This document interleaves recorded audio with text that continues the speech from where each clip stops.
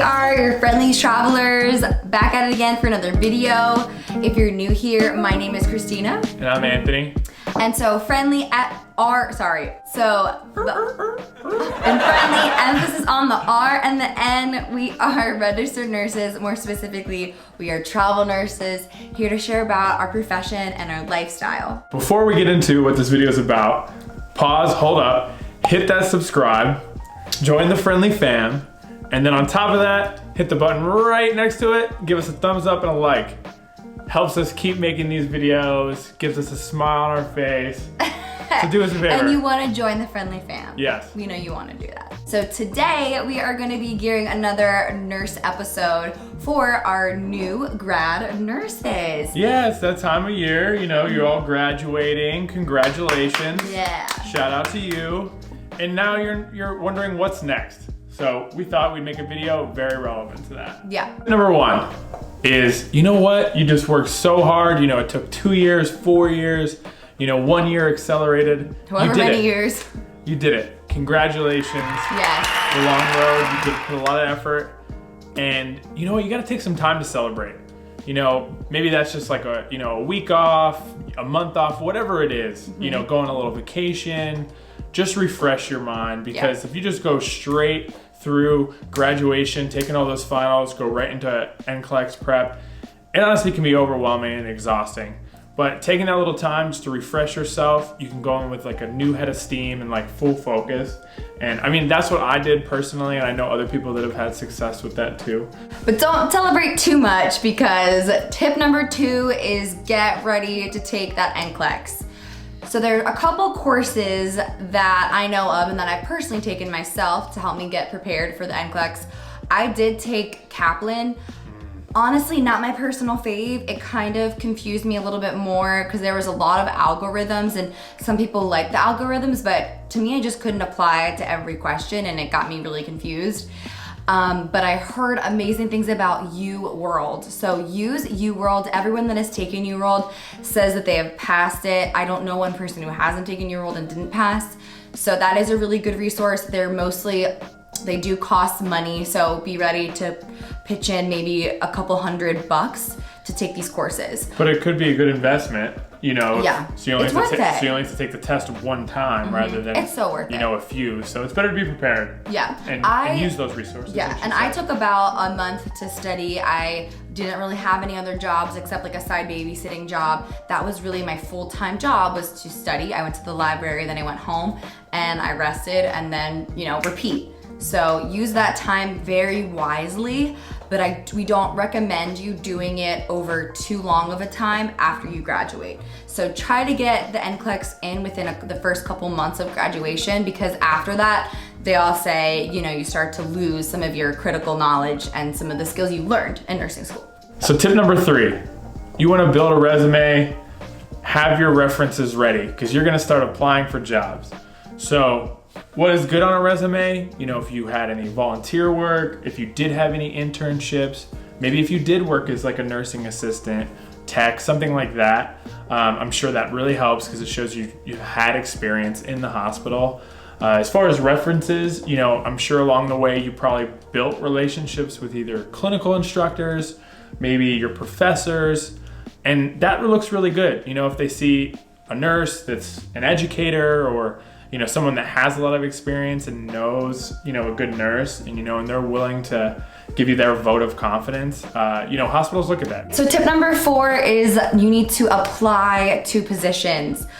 Go on, I know there's a couple websites, I think Indeed.com, and there's another website called ZipRecruiter that can just get you applied to a lot of positions. If not, you're gonna have to apply directly to that hospital itself. And in all honesty, just apply to positions. Yes, you want to apply to your specialty, but if you feel like you're not hearing back from a lot of them, just apply to a lot of different places where you could get placed. I don't know, what do you think about that?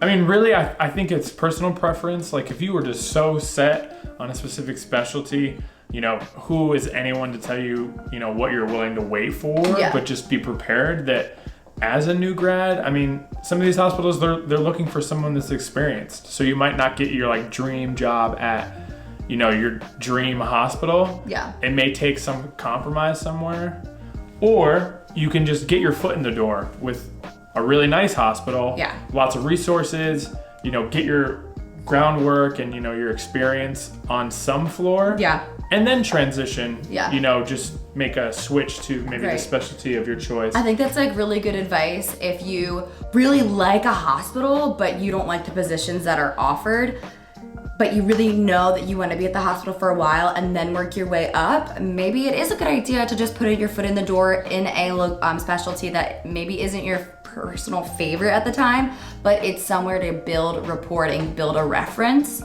And if you do well in that unit, then you can go and transfer most likely to any unit in that hospital that you really like. And to piggyback on what we were talking about, I mean, it could be good too, just to have, you know, a better base of your knowledge, is to look up, you know, what your starting salary is probably gonna look like, you know, what one hospital is paying compared to another, because it could really make a big difference, you know, your first few years. You know, looking at it, you know, per hour might not seem that much, but it could really add up over the course of a year. And if you are finance savvy, you know, like us, see some of our other videos, but you know, they're all over the place. it really can add up, and it's more money that you're saving, and potentially down the road investing. So it could be worth it to find a hospital that has better incentives for their nurses, i.e. bonuses, raises, Yeah. benefits. So You want to look at it that way. Yeah, and you mentioned that you can look at and compare wages and rates from hospital to hospital on Glassdoor, yeah, Glassdoor. Pay scale. So, you know, there is things out there. Just Google, you know, salary for RN at this hospital, or, you know, this versus this, and, you know, you'll be able to It'll pop find up. results, reviews. So Okay, and another tip, fifth tip for landing the job number 5 is Go. find yourself a mentor. So this could be if you already have your job that you landed and you get assigned a preceptor, because we all do.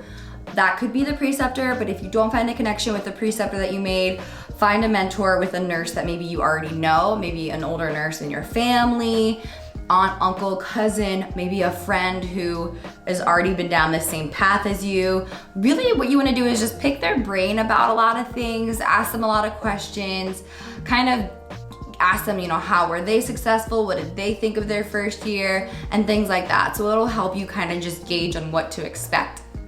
Yeah, First year. as any benefits of a mentor, they're going to help you cut down all the mistakes, you know, that they made. They're Yeah. gonna save you a lot of time and effort, and it's really valuable. Yeah. And I remember my mentor, she was my preceptor. I don't think she knows this, but Jordy, if you're out there, I declared you my personal mentor. If you're out there. No, she was a bomb preceptor. I learned a lot from her, and she's such a great nurse. And she works in the ICU now, but we started on a med-surg unit, so. Well, kudos to that. Kudos to to Jordy. Jordy. Thank you for making Christina what she is today. Oh my God. Wow. All right, friendly fam, that is a wrap. Those are the 5 tips we have for you new grads to landing your first nursing job. Yes, and you know, since we still don't have the We want to get the marker That's a thing. wrap. Yeah, that's a wrap. But thank you for watching this video. We know you did it before, but what Christina wants to say is Hit that subscribe button. We post new videos every Friday. And join our friendly fam.